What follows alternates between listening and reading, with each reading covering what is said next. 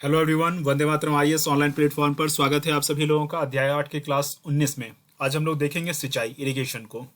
सिंचाई का शाब्दिक अर्थ समझ रहे हैं, इसके बारे में कुछ कुछ जान रहे हैं, विस्तार से देखेंगे एग्जाम के पर्सपेक्टिव से। यहाँ तस्वीरों में आप देख सकते हैं कि सिंचाई के कुछ परंपरागत साधन हैं, जिसमें बैलों के माध्यम से आप देख रहे हैं कि एक चक्की यहाँ घूम रही है और ग्राउंड वाटर ऊपर आ रहा है। उसी तरह से नहर की व्यवस्था और अन्य सिंचाई की व्यवस्थाएं हैं। ये वाली जो व्यवस्था है इसके बारे में बताऊं कि ये आधुनिक में भी आधुनिक है। माइक्रो इरिगेशन के अंतर्गत ये आता है, क्योंकि आज की तारीख में एग्रीकल्चर में बहुत ज़्यादा पूंजी का इन्वॉल्वमेंट हो रहा है, धन का इन्वॉल्वमेंट हो रहा है, तो इसलिए इस तरह के सिंचाई सुविधाएं भी आज प्रचलन में आ रही हैं। साथ ही साथ जल की कमी के कारण भी। विस्तार से देखते हैं तो देखिए, सिंचाई को हम लोग सिंचाई परियोजनाओं को योजना आयोग ने 3 भागों में डिवाइड किया। सिंचाई परियोजनाओं की बात हो रही है, यानी जो बड़े बड़े सरकारी प्रोजेक्ट्स हैं उन सरकारी प्रोजेक्ट्स को 3 भागों में डिवाइड किया गया। वृहद सिंचाई परियोजना, मध्यम सिंचाई परियोजना, लघु सिंचाई परियोजना। इसका मतलब क्या हुआ? देखो, आपने बहुउद्देशीय परियोजना, मल्टीपर्पस प्रोजेक्ट्स सुना होगा। तो मल्टीपर्पस प्रोजेक्ट में क्या होता है कि सिंचाई का भी कार्य हो रहा है नहर के माध्यम से, उसके अलावा विद्युत उत्पादन भी हो रहा है, बांध भी हो रहा है, ट्रांसपोर्टेशन भी हो रहा है। तो कई सारी चीजें जब एक ही जगह होती हैं, जैसे दामोदर वैली कॉर्पोरेशन के बारे में मैंने एग्जांपल दिया था, पिछले क्लासेस में ये आया था इसका उल्लेख। ठीक है, तो वृहद सिंचाई योजना वैसी सिंचाई योजनाओं को कहते हैं, जिसमें बहुत सारी चीजें होती हैं। मतलब मल्टीपर्पस प्रोजेक्ट को ही वृहद सिंचाई परियोजना नहीं कहेंगे, बल्कि इसका जो डेफिनेशन कुछ इस तरह का है कि इसका जो कमांड क्षेत्र है, खेती योग्य कमांड क्षेत्र, जितने बड़े क्षेत्र में इसके कारण सिंचाई हो पाती है वो बहुत बड़ा एरिया रहता है। कितना बड़ा? तो 10,000 हेक्टेयर से अधिक का एरिया होता है, तो उसको वृहद सिंचाई परियोजनाएं कहते हैं। उसमें मल्टीपर्पज प्रोजेक्ट्स आ जाएंगे। मध्यम सिंचाई परियोजनाओं में जो कमांड क्षेत्र होता है वो 2,000 से 10,000 हेक्टेयर के बीच होता है, और लघु सिंचाई परियोजना का कमांड क्षेत्र 2,000 हेक्टेयर या उससे कम होता है। देश में सिंचित कृषि क्षेत्र को बढ़ाने की आवश्यकता है। तो आप कहेंगे कि ये सिंचित कृषि क्षेत्र क्या हुआ? कृषि क्षेत्र समझ रहे हैं? कृषि क्षेत्र मतलब जितने बड़े क्षेत्र पे कृषि कार्य हो रहा है उसको कृषि क्षेत्र कहेंगे। ठीक है, इसको 2 भाग में डिवाइड करेंगे। एक जो है सिंचित क्षेत्र और दूसरा जो है असिंचित या फिर वर्षा सिंचित। इसका मतलब क्या होगा? कृषि क्षेत्र तो समझ रहे हैं, जहां जितने बड़े एरिया पे एग्रीकल्चर हो रहा है उसको उसको कृषि क्षेत्र कहेंगे।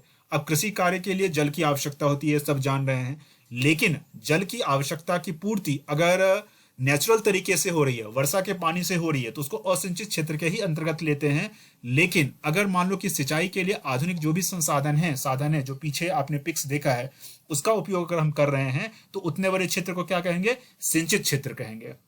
उसमें कुओं का उपयोग किया जा सकता है, नहरों का उपयोग किया जा सकता है। ठीक है, कई सारे चीजों का उपयोग किया जा सकता है। तो इसको बढ़ाने की आवश्यकता है, ये सिंचित क्षेत्र को बढ़ाने की आवश्यकता है। क्यों सिंचित क्षेत्र को बढ़ाने की आवश्यकता है?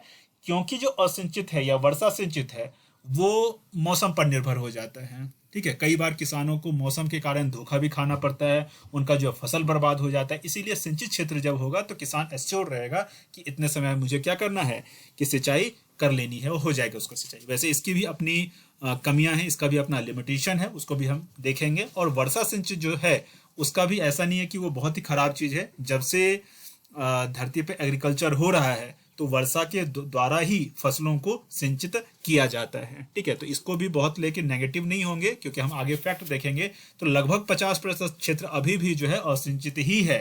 ठीक है, तो चलिए, तो एक तो सिंचित कृषि क्षेत्र को बढ़ाने की आवश्यकता है ताकि मौसम पर किसानों की निर्भरता थोड़ी कम हो जाए। दूसरी बात, पानी के समुचित उपयोग के लिए आवश्यक जो सिंचाई प्रौद्योगिकी है, यानी इरिगेशन से रिलेटेड जो कुछ न्यू टेक्नोलॉजीज है उसको अपनाने की आवश्यकता है।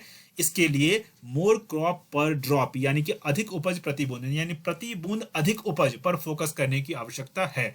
वैसे एक बात मैं बताऊं आपको कि जैसे ही हम यहाँ एग्रीकल्चर या अन्य चीज़ों को पढ़ते हैं तो आधुनिक चीज़ों को ज़्यादा हम लेते हैं, इसीलिए परंपरागत चीज़ों से निकल के आधुनिक संसाधनों को अपनाने की बात करते हैं। एग्जाम में भी हमें लगभग ऐसे ही मिला के काम करना है, लेकिन जो ग्राउंड रियलिटी है वो कुछ और भी होती है, इसलिए हम पक्ष और विपक्ष दोनों को देखते और समझते रहेंगे। तो चलिए, जो हमारी सिंचाई क्षमता है और उसका जो उपयोग है उसको देख लेते हैं, यानी इरिगेशन का पोटेंशियल हमारा क्या है, क्षमता क्या है और उसका उपयोग हम कितना कर पा रहे हैं। तो देखिए, कुछ फैक्ट है। तो देश में 140 मिलियन हेक्टेयर कृषि क्षेत्र है। जो पीछे मैंने बताया कि कृषि क्षेत्र है, तो कितना कृषि क्षेत्र है?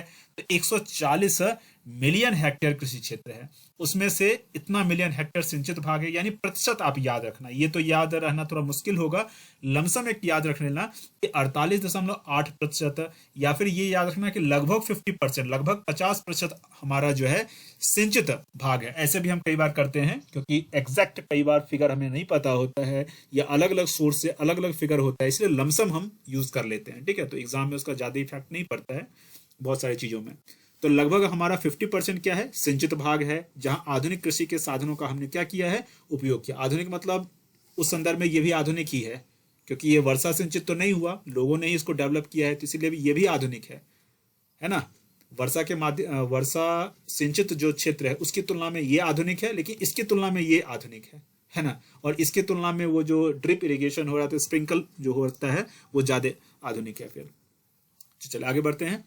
निवल सिंचित क्षेत्र के लगभग 40% की सिंचाई जहां नहरों द्वारा होती है, शेष की सिंचाई भूजल के द्वारा होती है। निवल का मतलब होता है टोटल, यानी कुल जो सिंचित क्षेत्र है। जैसे ऐसे मैं समझाऊं कि ये मान लो कि पूरा कृषि क्षेत्र है, ये कितना क्या है, कृषि क्षेत्र है, कृषित क्षेत्र, यानी एग्रीकल्चर एरिया है इतना बड़ा पूरे देश में। अब इसका लगभग 50% है, यानी कि 48.8% के आसपास क्या है, ये सिंचित हो गया। अब इस सिंचित क्षेत्र में इसको अगर 100% माने, तो इसमें जो 40% होगा वो क्या होगा, नहरों के माध्यम से होगा, और बाकी के जो 60% इसी में जो बच गए वो क्या होंगे, वो भूजल के माध्यम से होगा। तो नहरों और भू जल में क्या अंतर है, तो नहर वाला जो पानी है वो सरफेस वाटर है, ठीक है, ये सरफेस वाटर है, लेकिन ये जो है ये क्या है, ग्राउंड वाटर है, ये क्या है, ग्राउंड वाटर है। अब दोनों में अंतर भी है। एक बात आप ध्यान रखना कि अपना जो है 60% ग्राउंड वाटर के माध्यम से सिंचाई हो रही है, लेकिन ग्राउंड वाटर का जो स्तर है, वाटर टेबल है, वो घट रहा है या बढ़ रहा है, घट रहा है ना, रैपिडली घट रहा है। इसको ऐसे समझिए, तमिलनाडु जैसे राज्यों में, इवन दिल्ली जैसे क्षेत्रों में भी ऐसा कहा गया, दिल्ली के आसपास के एरिया में, तमिलनाडु में तो बहुत बड़ा एरिया जो है ड्राई एरिया हो गया है, वहाँ वाटर लेवल जो है, जो टेबल वाटर टेबल है, वो बहुत ही, जलस्तर जो है, भूजल का जो स्तर है वो बहुत ही नीचे चला गया है। क्यों चला गया है, देखो ये जो भी आप देख रहे हो, चाहे ये वाला हो या फिर ये वाला हो, और भी जो ग्राउंड से जल निकालने की जो भी पद्धतियां हैं, इसमें आप देखो कि पहले इस तरह से जल निकाला जाता था क्या, तो पहले इस तरह से ग्राउंड से जल कभी भी नहीं निकाला जाता था। लाखों सालों की कृषि है, लेकिन कभी भी निकाला नहीं जाता था। वर्षा का जल क्या करता था कि भूमि को सिंचित करता था, पौधों को सिंचित करता था, फसलों को सिंचित करता था, और फिर ग्राउंड वाटर को रिचार्ज भी करता था।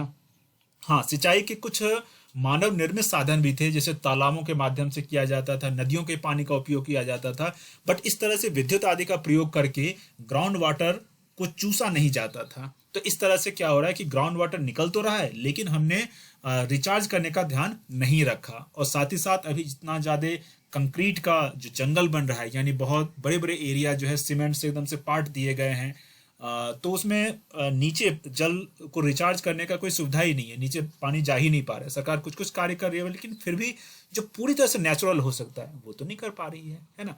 तो इस कारण से ग्राउंड वाटर क्या हो रहा है, उसका जल स्तर धीरे धीरे घटता ही जा रहा है। और दिक्कत की बात यह है कि 60% हमारी जो सिंचाई की सुविधा है वो ग्राउंड वाटर से ही हो रही है। तो आगे का मामला क्या होगा, इसमें सुधार की आवश्यकता है। अब देखिए एक और बात है कि जो भी हमारी सिंचाई की क्षमता है सिंचित क्षेत्र वाले में, तो जो क्षमता हमारी है और उसका जो उपयोग है, दोनों के बीच में अंतर है। ऐसा मान लो कि ये पूरा का पूरा जो है ये सिंचित एरिया है, ठीक है, ये सिंचित क्षेत्र है कि इतने बड़े क्षेत्र में सिंचाई हो सकती है, इतनी सुविधा हमारे पास है। लेकिन ग्राउंड रियलिटी ये है कि इतने बड़े क्षेत्र पे हो नहीं पाता है, हमारी सुविधा जितनी है उतना का उपयोग हम नहीं कर पाते। ये एक बड़ी चुनौती है, यानी कि उतना का उपयोग हमें करना चाहिए। इसके क्या कारण हैं, तो पहली बात तो उचित परिचालन, उसका जो रख रखाव या उसका जो परिचालन है, उसका फंक्शन है, वो ढंग से हो नहीं पा रहा है। चाहे कोई भी हो, सपोज करो कि ये सभी जो है इसका रख रखाव, बहुत सारे नहर जो है सूखे पड़े हैं, नहर तो है, उसका नालियां बन गई हैं, उस पर बहुत ज्यादा पैसा खर्च हो रहा है, वहां जल ही स्तर सूख गया है। क्यों, क्योंकि एक तो जो गाद है नीचे में जो गंदगी जम जाती है उसके कारण हो सकता है, और भी कई सारे कारण होते हैं। टूट फूट इसमें हो गई है, उसके कारण हो सकता है कि बीच में ही कहीं टूट गया और पता चला किसी और ही जगह पानी जा रहा है, ठीक है, तो और नुकसान पहुंचा रहा है। इस तरह से और भी कई कारण होते हैं। बहुत सारे जो बोरिंग या पंपिंग सेट होते हैं ये भी सूख गए हैं। तो हमारे पास जो भी संसाधन है उसका भी उचित परिचालन, रख रखाव आदि नहीं हो पा रहा है। इसके अलावा जो अपूर्ण वितरण तंत्र, जो डिस्ट्रीब्यूशन एक मैकेनिज्म जो है या सिस्टम जो है वो भी प्रॉपर नहीं है। जो बड़े बड़े किसान हैं वो तो इस तरह के आधुनिक संसाधनों का उपयोग कर लेते हैं, लेकिन जो छोटे किसान हैं वो उपयोग नहीं कर पाते, ये भी एक बड़ी समस्या है। या कई बार जो दूरस्थ क्षेत्र हैं उनमें ढंग से उपयोग नहीं हो पाता है। इसके अलावा सिंचाई परियोजनाओं से क्षेत्र को नहीं जोड़ा गया है। बहुत सारी सिंचाई परियोजनाएं तो हैं, उसको जोड़ा जा सकता है, इतना डिस्टेंस आदि उसके पास है, लेकिन नहीं जोड़ा गया है। धीरे धीरे जोड़ा जाएगा। करप्शन भी एक बड़ा मुद्दा इसमें हम कह सकते हैं, भ्रष्टाचार। खेती के तौर तरीके में बदलाव भी हुआ है, ठीक है। इसमें ये भी हम कह सकते हैं कि कई बार क्या होता है कि कई सारे ऐसे क्षेत्र भी हैं जहां जल गहन जो फसल है उसका हम उपयोग कर पा रहे हैं, ये एक दिक्कत वाली बात हो सकती है। कई जगहों पर अधिक सिंचाई से पानी की बर्बादी आदि होती है। ये सब कुछ कारण है कि जितना हमारे पास कैपेसिटी है उस कैपेसिटी का हम ढंग से इस्तेमाल नहीं कर पा रहे हैं, इन सब कारणों से। इसके अलावा पानी की कमी हो रही है, जो ग्राउंड वाटर की मैंने बात बताया वो एक बड़ी समस्या है। इसके अलावा जमीन में लवण की मात्रा बढ़ जाती है। लवण की मात्रा बढ़ने का ये भी कारण हो सकता है कि ग्राउंड वाटर को आपने निकाल लिया, इसके अलावा बहुत ज़्यादा निकाल रहे हैं। इसके अलावा ये भी हो सकता है पेस्टिसाइड फर्टिलाइजर का जो प्रयोग कर रहे हैं वो भी लवणता को बढ़ा सकता है। तो ये सब जो बातें हैं ये गंभीर चिंता का विषय है। क्यों? क्योंकि अगर फसलों को ढंग से सींचा ना जाए, उसको पानी ना मिले प्रॉपर, तो दिक्कत हो जाएगी। और जो असिंचित हैं या वर्षा सिंचित हैं तो उसमें दिक्कत अब ये है कि अब मौसम में जो परिवर्तन आ रहा है, पर्यावरणीय जो दिक्कतें हैं उसके कारण प्रॉपर समय पर वर्षा हो नहीं पाता है। पहले क्या होता था कि पहले परंपरागत जो हमारा तरीका था लाखों सालों से था, 1-2 साल का तो मामला है नहीं, प्रॉपरली खेती होती थी, वर्षा टाइम पे होती थी और उस वर्षा का ही पानी उपयोग होता था। थोड़ा बहुत तालाब आदि तो रहते ही थे, लेकिन अधिकतर जो है वर्षा के जल से काम चल जाता था। सबके घरों में अनाज की कमी, किसी के घरों में अनाज की कमी नहीं होती थी। सबके घर जो अनाज के कोठारों से भरे हुए होते थे, चाहे खेत में काम करने वाला मजदूर ही क्यों ना हो, फसल कटने के समय में उसका घर भी धन धान्य से भर जाता था। तो उसका कारण ये था कि हमने एक हॉलिस्टिक एक सिस्टम डेवलप किया था, एक सनातन सिस्टम डेवलप किया था। सनातन मतलब सस्टेनेबल, जो हमेशा से चल सके, ठीक है ना। यहाँ धार्मिक बात नहीं कर रहा हूँ, यहाँ बात कर रहा हूँ कि एक ऐसा सिस्टम जो हमेशा से चल सके। सिस्टम में डिस्टर्बेंस इसलिए आता है क्योंकि जो प्राकृतिक तरीके हैं चीज़ों को करने के, उन प्राकृतिक तरीकों को हम नहीं करते हैं। जैसे गौपालन लोग करते थे, अब गौपालन का भी आपको कि वर्षा और गौपालन का क्या रिलेशन है? रिलेशन है। जब हम मान लो कि बहुत ज़्यादा ट्रैक्टरों का प्रयोग करते हैं, आधुनिक संसाधनों का, फर्टिलाइजर पेस्टिसाइड का उपयोग करते हैं, तो पूरा पर्यावरण जो है वो डिस्टर्ब हो जाता है, पूरा सिस्टम डिस्टर्ब हो जाता है। उस डिस्टर्बेंस का असर जो है वर्षा पर भी पड़ता है, ठीक है। इवन आप पहले क्या करते थे कि अगर बारिश नहीं हो रही है तो हवन आदि का भी प्रयोग किया जाता था। हवन एक धार्मिक क्रिया नहीं, एक पूरी तरह से वैज्ञानिक क्रिया है कि आप जो जलाते हो वही छोटे छोटे कणों में टूट के पूरे वातावरण में फैलता है। चाइना ने अभी कुछ समय पहले इस चीज़ का प्रयोग किया था वर्षा करवाने में, ठीक है। कई बार लगता है कि हम केमिकल का प्रयोग करें। केमिकल क्या है कि जो भी आप अग्नि में जलाते हो वही अग्नि जल के पूरे वातावरण में फैलती है, और जैसा उसका उपयोग करना चाहते हो, जिन सामग्रियों का आप उपयोग करते हो, उन सामग्रियों की सहायता से कुछ भी करवाया जा सकता है। तो पहले चीज़ें बहुत ही सिस्टमैटिक ढंग से हर चीज़ पर ध्यान देकर के ऐसा किया जाता था, आज नहीं किया जा रहा है। बारिश में प्रॉब्लम हो गई है, ठीक है। आधुनिक संसाधन का उपयोग करने लगे हैं तो ग्राउंड वाटर में कमी हो गई है। तो ये समस्याएं हैं, इसका एक सस्टेनेबल समाधान होना चाहिए। यहाँ एक समाधान की बात भी करी जा रही है, अच्छी बात है, इस पर बात करते हैं। ये कहा जा रहा है कि मनरेगा या अन्य रोजगार पैदा करने वाली जो स्कीम है उसकी सहायता से जो ग्रामीण क्षेत्र में इस तरह के सामुदायिक परिसंपत्ति का निर्माण किया जाए जिससे जल का संग्रह टाइम पे किया जा सके। ये भी एक बहुत अच्छी बात है। मतलब पूरी तरह से प्राकृतिक तरीकों से अगर हम चीज़ों को करते हैं तो बहुत, जैसे मान लीजिए कि एक गांव में क्या है, एक गांव का एरिया है, यहाँ इस तरह का तालाब बना दिया गया। मान लो कि इसमें आधुनिक संसाधनों का प्रयोग नहीं किया गया, कोई सीमेंट नहीं, कोई ईंट वगैरह का प्रयोग नहीं, कोई मशीन का प्रयोग नहीं। यह मनरेगा की खासियत भी है बहुत हद तक। अब इसमें क्या होगा कि बरसात के टाइम में पानी यहाँ इकट्ठा हुआ और गर्मी के समय में या अन्य समय में क्या करेंगे कि लोग, गांव वाले, इस जल का उपयोग अपने खेतों को सींचने में कर सकते हैं। बहुत अच्छी बात है। इससे एक और बात, दूसरी बात ये हो सकती है कि जो ग्राउंड वाटर है वो भी रिचार्ज होगा। ग्राउंड वाटर रिचार्ज होने से, जो हम बात कर रहे थे तमिलनाडु और कुछ क्षेत्रों में तो ड्राई एरिया हो गया कि वहाँ ग्राउंड वाटर रिचार्ज है ही नहीं, नीचे पानी मिलता ही नहीं है, उसकी भी पूर्ति होगी। तो इस तरह का प्रयोग किया जा सकता है। कुछ नवीन सिंचाई प्रौद्योगिकी का भी इस्तेमाल किया जा सकता है, उससे भी जल की बचत होगी, जल का प्रॉपर उपयोग हो पाएगा, ठीक है, देखते हैं जैसे जैसे इसमें ड्रिप और स्प्रिंकल, ये दो जो है नवीन सिंचाई प्रौद्योगिकी के रूप में बहुत चर्चित हैं। दोनों का लाभ हम देख लेते हैं। पहली बात तो ड्रिप का मतलब ये हुआ कि बूंद बूंद जो है पानी टपकता है पौधों के जड़ में या पौधों तक पहुंचता है। स्प्रिंकल मतलब पीछे जो आपने तस्वीर देखी थी, ये स्प्रिंकल का एक तस्वीर था, ये वाला ये स्प्रिंकल का तस्वीर है, ये ड्रिप का तस्वीर है। ठीक है, दोनों को समझ गए हैं।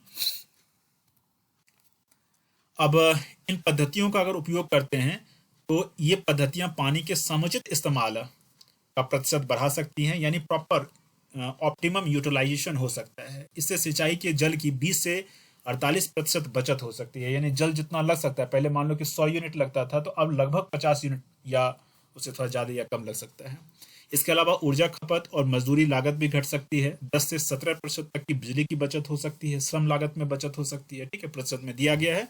जरूरी नहीं कि हर प्रतिशत को याद रखो, लेकिन अपने आंसर को ऑथेंटिक बनाना चाहते हो तो कई बार इस तरह के प्रतिशत को लिखना होगा आपको। इस सिंचाई के आसान होने के कारण जल की कमी वाले जो तरंगित क्षेत्र हैं, यानी ऊंचे नीचे जो क्षेत्र हैं, वहां भी सिंचाई पॉसिबल है। क्योंकि कई बार आप क्या करते हो, इससे पीछे फिर मैं जाऊंगा, अगर इस तरह की सिंचाई की पद्धति है, इस तरह की सिंचाई की पद्धति है, तो वैसे क्षेत्र जो ऊंचे नीचे हैं वहां तो पानी पहुंच ही नहीं पाएगा। लेकिन इस तरह की सिंचाई पद्धति है, ऊंचा वाला क्षेत्र भी जो है वहां भी आराम से पानी पहुंचता है। जैसे हिमाचल के क्षेत्रों में लाहौल स्पीति की एरिया में एक बार मैं विजिट में कर रहा था, तो वहां मैंने देखा कि इस तरह की जो आधुनिक कृषि पद्धतियां हैं, सिंचाई पद्धतियां हैं, वो बहुत बड़ी मात्रा में उपयोग हो रही है। वहां फिर कृषि कार्य और ज्यादा अच्छे से हो पा रहा है। तो आधुनिक संसाधनों का भी अपना उपयोग है। इसी तरह से अन्य जो हिमालयी क्षेत्र है वहां इस तरह का प्रयोग किया जा सकता है। जो सघन फसल हैं जैसे चावल, गेहूं, प्याज आदि, इनकी सिंचाई के लिए भी यह तकनीक काफी उपयोगी है। इसके माध्यम से कृषकों की आय बढ़ाई जा सकती है, उर्वरकों की खपत कम की जा सकती है और इस तरह से फसलों के उत्पादन में भी वृद्धि की जा सकती है। जल उत्पादक एवं सिंचाई क्षमता को बढ़ाने के लिए भारत सरकार द्वारा कौन कौन से कदम उठाए गए हैं? वैसे तो कई सारे कदम हैं, लेकिन जो फोकस्ड कुछ चीजें हैं उसको देखते हैं। जैसे सरकार ने 2015 में प्रधानमंत्री कृषि सिंचाई योजना PMKSY, बड़ा ही महत्वपूर्ण एक एक स्कीम है। इस स्कीम को आपको विस्तार से जानने की आवश्यकता है। यहाँ जितना दिया गया थोड़ा बहुत मैं बता देता हूँ। इस पे हो सकता है एक सेपरेट में वीडियो बना दूं और कंटेंट आपको मैं दूं। तो इसकी शुरुआत की है। इसका उद्देश्य हर खेतीहर जमीन को पानी देना है, यानी कि जो भी खेती का जमीन है सब तक, मतलब हर एक खेत तक पानी पहुंचे, ये इसका उद्देश्य 2015 में एनडीए गवर्नमेंट ने स्टार्ट इसको किया है। इसी का एक कंपोनेंट है पर ड्रॉप मोर क्रॉप, इसकी भी शुरुआत की गई है। ठीक है, इसका यही उद्देश्य होगा कि जो आधुनिक सिंचाई के जो साधन है, स्प्रिंकल और ड्रिप वाला, उसका उपयोग करना है। इसके अलावा जो सूक्ष्म सिंचाई है, वही सूक्ष्म सिंचाई यही है। इसके लिए राज्यों को संसाधनों की पूर्ति करने के लिए नाबार्ड के अंतर्गत 18-19 में एक सूक्ष्म सिंचाई कोष, माइक्रो इरिगेशन फंड की भी स्थापना की गई। यही इसी योजना का ही एक पार्ट है। PMKSY के ही अंतर्गत इस तरह का सूक्ष्म सिंचाई कोष नाबार्ड के अंतर्गत स्थापित किया गया है, जो इस तरह के जो सिंचाई परियोजनाएं हैं उसके लिए हेल्प करें। जल उत्पादकता, वाटर प्रोडक्टिविटी, लास्ट स्लाइड है, देख लेते हैं इसको। तो भारत में जल उत्पादकता काफी कम है। इसका उत्पादकता का मतलब ये हुआ कि प्रोडक्टिविटी, मतलब जल का जितना हम उपयोग करते हैं उसका वास्तव में उसका फायदा कितना पहुंच पाता है, इस संदर्भ में। तो बड़ी व मध्यम श्रेणी की सिंचाई परियोजनाओं की सिंचाई क्षमता करीब 38% है।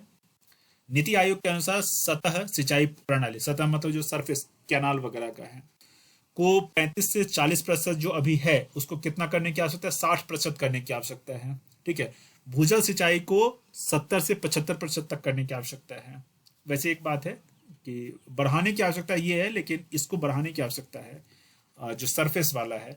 तो सरफेस वाला अगर 60% हो जाता है, मतलब यहाँ क्या करना है कि जैसे मान लो कि सरफेस वाटर का हम क्या कर रहे हैं, 100 गैलन पानी का उपयोग कर रहे हैं। ठीक है, 100 गैलन पानी हम सरफेस वाटर से ले रहे हैं।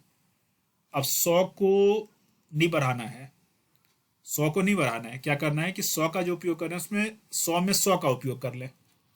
ऐसे क्या है कि जैसे आपने देखा था कि जो सरफेस वाला है उसका 60% इस्तेमाल करते हैं, सॉरी 40%, लगभग 40% सरफेस वाटर का इस्तेमाल कर रहे हैं, और बाकी का 60% जो है किसका इस्तेमाल कर रहे हैं?